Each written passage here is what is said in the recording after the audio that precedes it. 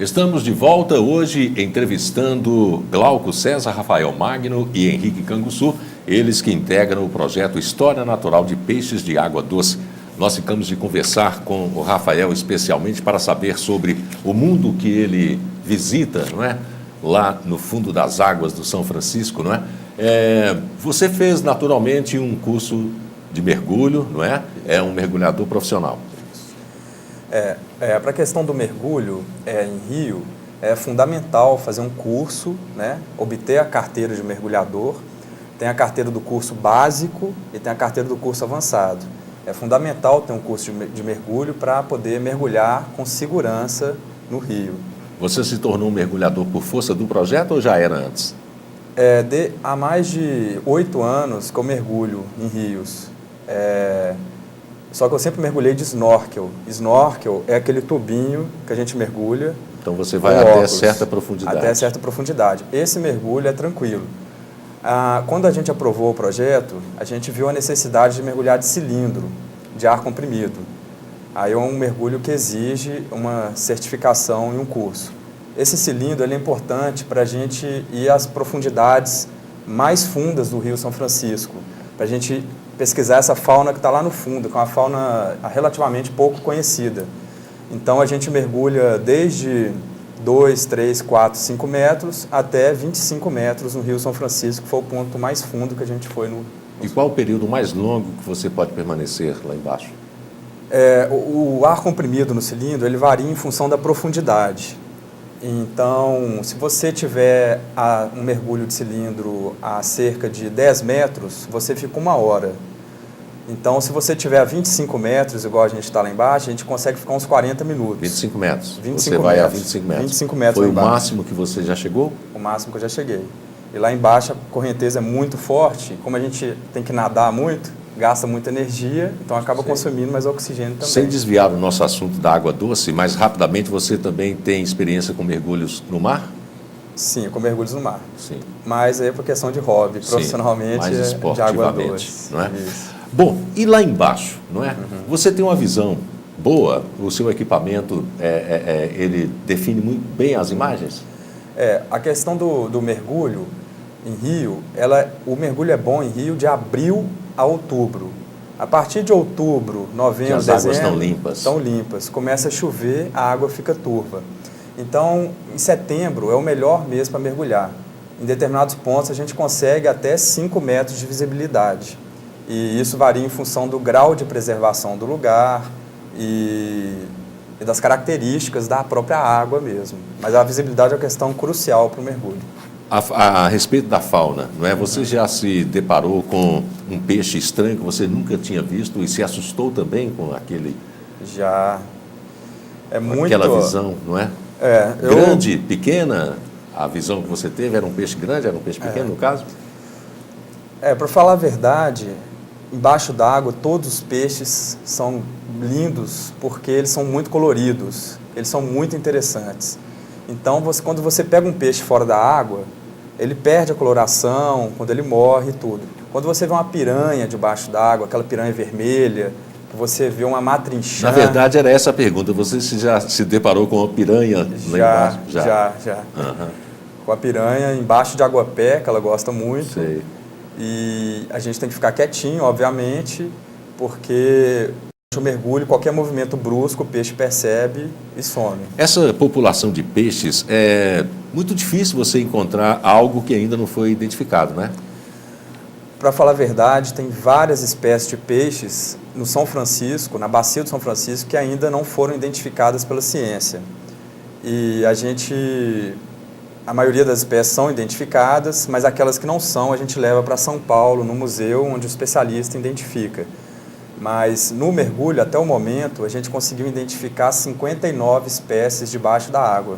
Isso é um número muito bacana, 59 espécies de peixes que a gente não tinham identificação nenhuma antes? Não, tinha identificação que a gente conseguiu filmar.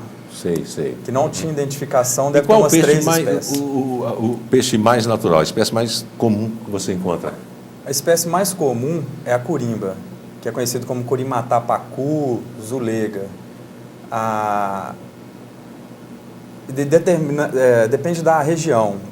Na Canastra, no nascente do São Francisco, o que mais tem são os lambaris, os canivetes, peixes pequenos, os cascudos. No Rio São Francisco, aqui, em Pirapora, Buritizeiro, Três Marias, tem muita curimba, tem muito dourado, tem muito mandi, curimatá, e tem muito piau, várias espécies de piau.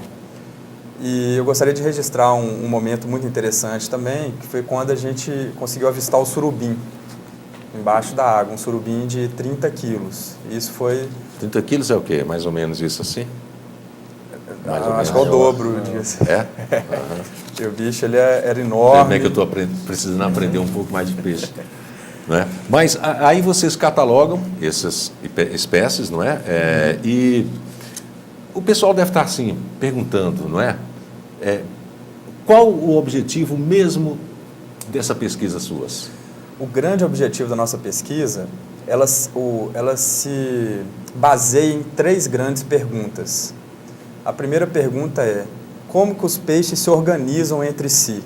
Porque embaixo d'água a gente não dá muito valor para o peixe, nem de uma forma geral, mas os peixes são inteligentes. Todos eles vivem em comunidade mesmo? Vivem em comunidade, as espécies diferentes se relacionam entre si. A gente vê cardume de dourado e corimba andando junto, várias espécies juntas. E os predadores também se aproximam com facilidade? Os predadores se aproximam. Então, quando a espécie é do mesmo tamanho, ficam várias espécies do mesmo tamanho. Às vezes um peixe é maior, um predador, ele vem, as espécies somem. E as 3 perguntas, uma, como os peixes se organizam, a outra, como que os peixes alimentam, o comportamento alimentar dos peixes.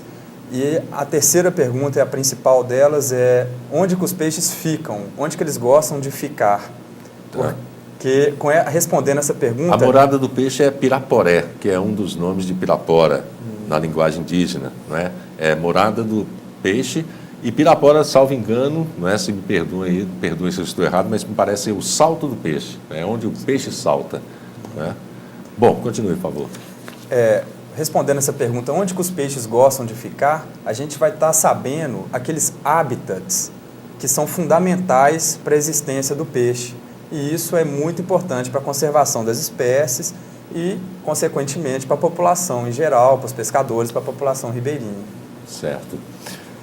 A questão, aí vocês enviam esses resultados, esses dados que vocês colhem, exatamente para onde? O projeto, no final do projeto, a gente vai elaborar um livro científico.